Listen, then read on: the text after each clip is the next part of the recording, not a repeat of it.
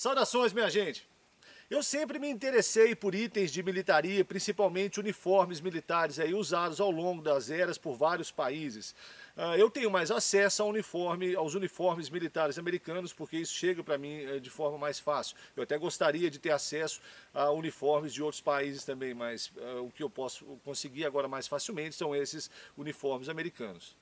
Ano passado eu comecei então finalmente a minha coleção aí da Força Expedicionária Brasileira, que lutou lá na Itália na Segunda Guerra Mundial, e eu já tenho algumas peças de uniformes utilizados por eles.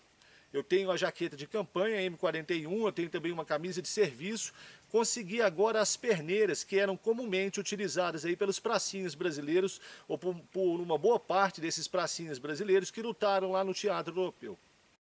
Então, além dos soldados brasileiros, os americanos também utilizaram essas perneiras e praticamente todos os aliados que receberam algum tipo de material militar aí fornecido pelos Estados Unidos.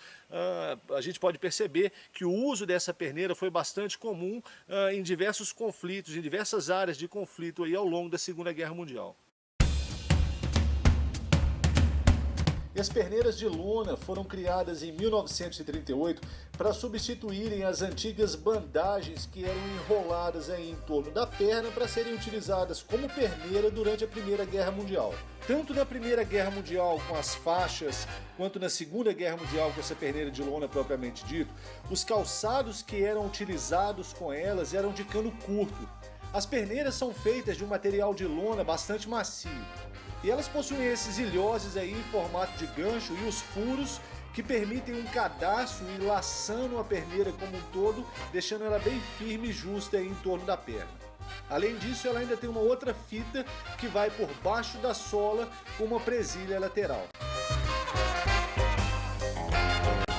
Elas servem para oferecer alguma proteção para a canela, principalmente aí contra espinhos, galhos ou pequenas pedras. Elas não são EPIs aí contra picadas de cobra, elas não funcionam aí como essa perneira de proteção que geralmente a gente vê o pessoal usando hoje em dia no mato. Elas só vão funcionar com insetos se vocês tiverem o cuidado de colocar a calça para dentro da meia antes de colocar a perneira. E no frio também ela não vai esquentar muito não.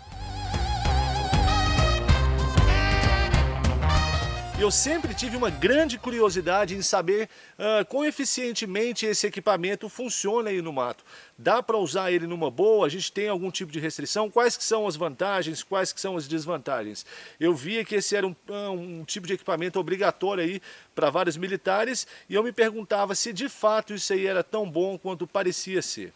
O resultado dessa experiência aí para mim foi uma surpresa e vocês vão conhecer agora nesse vídeo.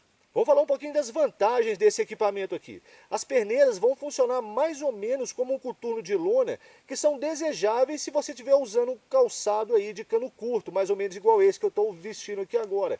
Igual eram também as botas usadas lá, os calçados de serviço lá da Segunda Guerra Mundial. Ou então você pode utilizar essas perneiras se você não tiver uma outra opção melhor aí de bota mais comprida, ou mesmo de algum outro tipo de perneira, de EPI mais eficiente aí para proteção de uma maneira mais completa.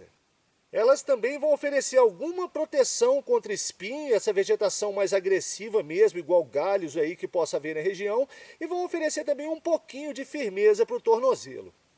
Mas eu percebi também várias desvantagens aqui no uso dessas perneiras. Por exemplo, pelo fato delas serem de uma lona 100% de algodão, elas encharcam e vão levar muito mais tempo para secar quando elas estiverem molhadas. Em relação ao uso das perneiras e o uso do coturno, a gente acaba gastando muito mais tempo para vestir ou para tirar uma perneira dessa aqui, que se a gente estivesse colocando e usando um coturno desse tradicional. Isso pode ser um grande problema se você tiver com muita pressa para poder tirar essas perneiras ou no caso que você tem uma urgência muito grande. Um outro cuidado importante é que a boca da sua calça tem que estar para dentro da meia, ou seja, a meia tem que cobrir a boca da calça, porque eu achava que só a perneira ia evitar que insetos entrassem aqui por dentro da minha calça. Realmente não protegeu não. Eu levei 2 mordidas na perna de formigas que entraram pela perneira, acabaram passando pela calça que estava solta e me morderam na perna. Então o cuidado que eu tenho tido agora, sempre quando eu estou usando essa perneira, é me certificar que as minhas calças estão enfiadas aí para dentro da minha meia para poder evitar que esses insetos entrem aí e subam pela minha perna. E uma outra desvantagem desse material é o fato de que a fita de sola é feita de lona também. E ela está exposta a um atrito muito grande aqui, ó. Mais cedo ou mais tarde, ela vai acabar quebrando e se partindo aqui por causa desse atrito que ela está sujeita. E quanto à minha avaliação pessoal aí desse equipamento, na verdade o resultado foi um pouco decepcionante para mim. Eu acho que o custo-benefício não compensa. Então eu acho que a performance dessas perneiras de uma maneira geral foi muito baixa. Se você tiver bota de cano longo ou tiver usando aí perneira de segurança, você vai ter muito mais proteção, você vai ter muito mais segurança e conforto aí se você estiver simplesmente utilizando calçados de cano curto e essas perneiras.